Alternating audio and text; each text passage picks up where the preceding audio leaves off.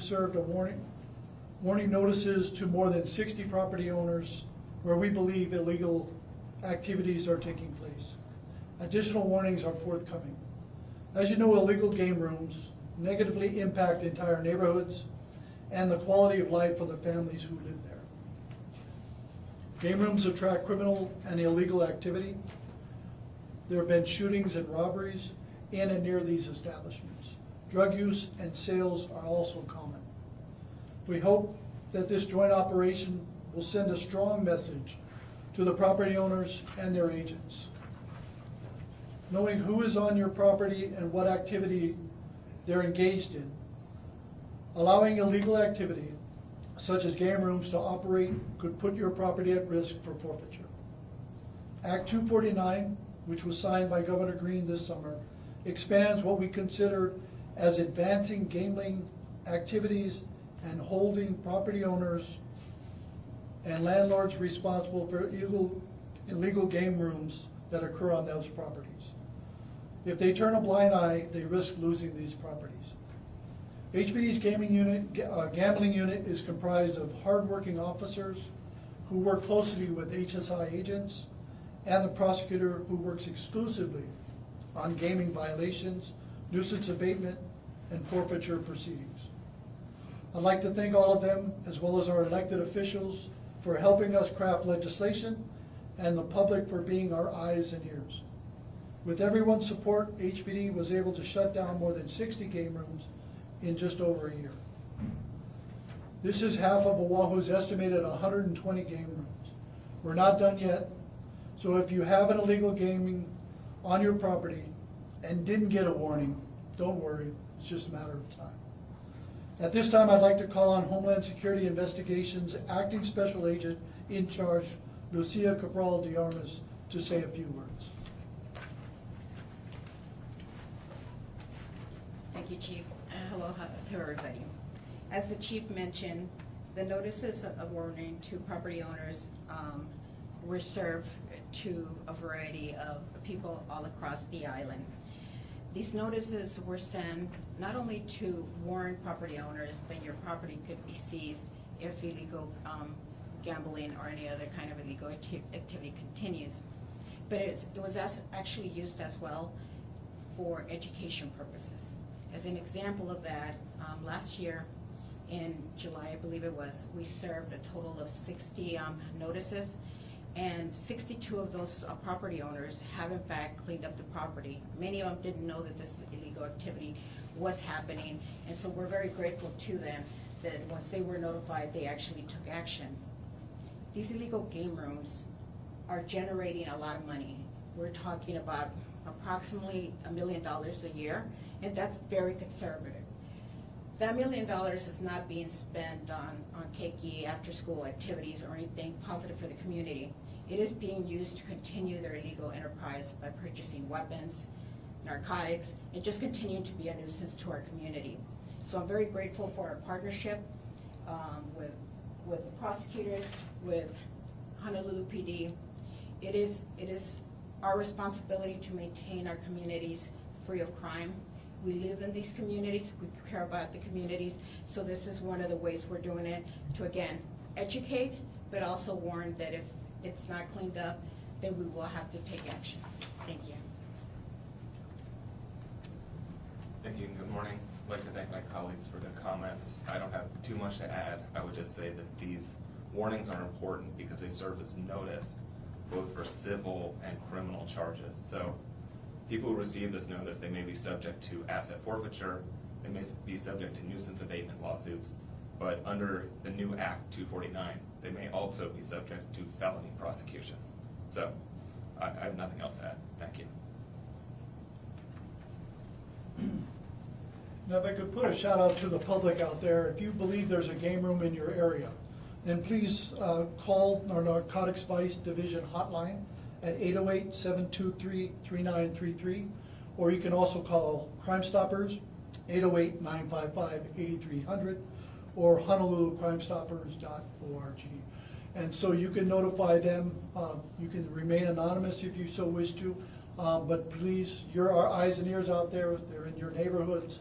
They're in your business communities, and so we ask your help in identifying those. With that, we'll take your questions. Where are some of these 60 game rooms? Where are they located? They're located in the Kalihi, the central Honolulu, and Waianae area, but they're all over the island, pretty much.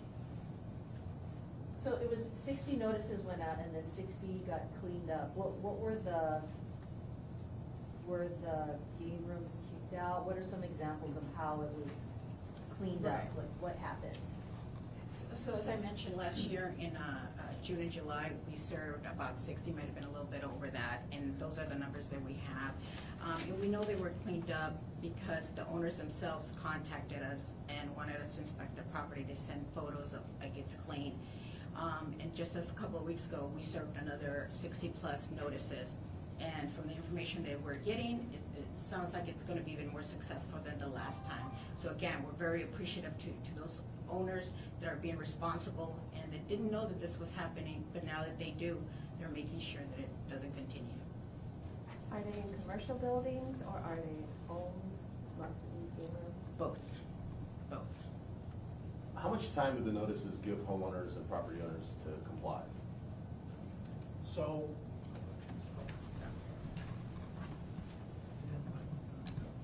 my name is James Beagle. I'm the Supervisory Special Agent with Homeland Security Investigations.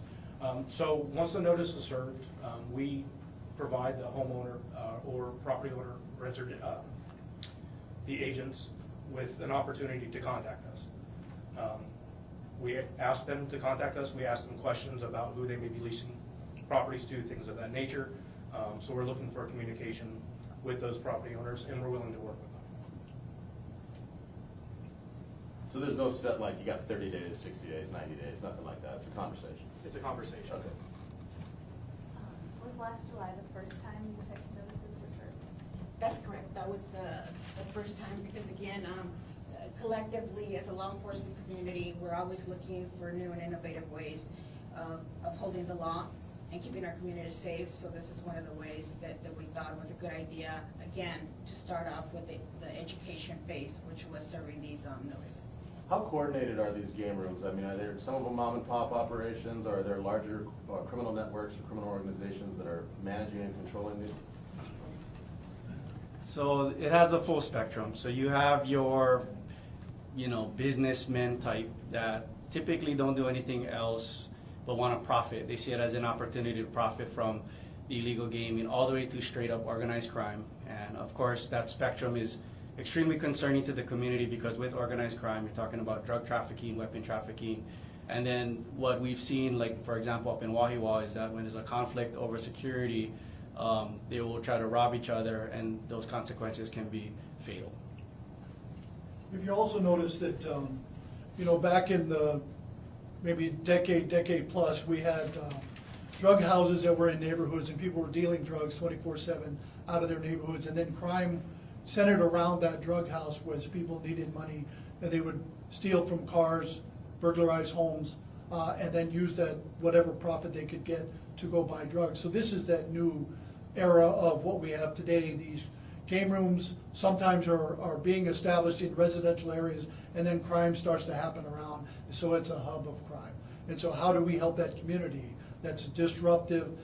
People are coming in all hours of the night, coming into the game rooms to do what they need to do. This is a way for us to clean that neighborhood up and return it back to where it should be as a neighborhood, where our communities can be safe. If the property owner does continue to ignore law enforcement, what would be the potential crime, and what kind of fines or penalties could they face for ignoring it? So if they have gambling, and we've done the investigation, they could be felony gambling laws, and then the nuisance abatement to file the nuisance abatement, and then from there file the petitions to take the property through forfeiture. So they could lose the property if they continue, which is why we're trying to educate everyone now to say, hey, this is not a business model that you want to follow if you want to keep your property as an owner of the property. If someone calls that tip line that you mentioned to report a game room in their neighborhood, then what's the process and about how long does it take for the department to do this investigation? So when it comes down to timelines, a lot of it has to do with impact. We have about 10 investigators that are permanently assigned. So just like anything else, it's an efficiency issue. So a lot of times it can take anywhere from 3 weeks to, depending on what we have on that game room, 3-4 months. So the biggest thing that we want to do is let the community know that we do prioritize our game rooms. The biggest things we're looking for are things around schools and churches or where kids would play, and then residential, and of course we want to follow up in areas where violent crime has seen a little uptick. What do officers have to do in order to build their case? Do you always have to send someone in undercover? Or? So we do have to utilize either informants or officers to establish the gambling crime, which is consideration, chance, reward. These investigations are extremely tricky because some of the games utilized in game rooms were meant to evade law enforcement, and they're considered, they like to call themselves great gaming, but here in Honolulu, it's just illegal gaming. Do you find that the property owners really have no idea what's going on in their property, or are they just turning the other way, or does it run the gamut? I think it runs the gamut. You have some that would like to believe everything is up and up. Maybe they don't check. So this is a way to give them the benefit of the doubt up front to say, here's a notice, here's what we found on your property. If you don't take action, we're going to seize your property. And so this is a way to help them. But I think it's all of the above. Some owners absolutely know what's going on. And they may get money under the table that's paid to them as a lucrative rental or lease property. So will there be like re-inspections to make sure these don't come back to these properties? Yes, they are. So as they mentioned earlier, the letters are sent out. The property owners are responding back for whatever reason, saying, hey, I don't want this on my property, I've cleaned it up. Please come back out, take a look. Or they'll send pictures. However, it's probably better to see it in person to make sure that it's clean. And then they can understand that owner has taken responsibility and is not allowing further activity, illegal activity on their property. Okay. Thank you all very much. I appreciate it. Thank you. Thank you.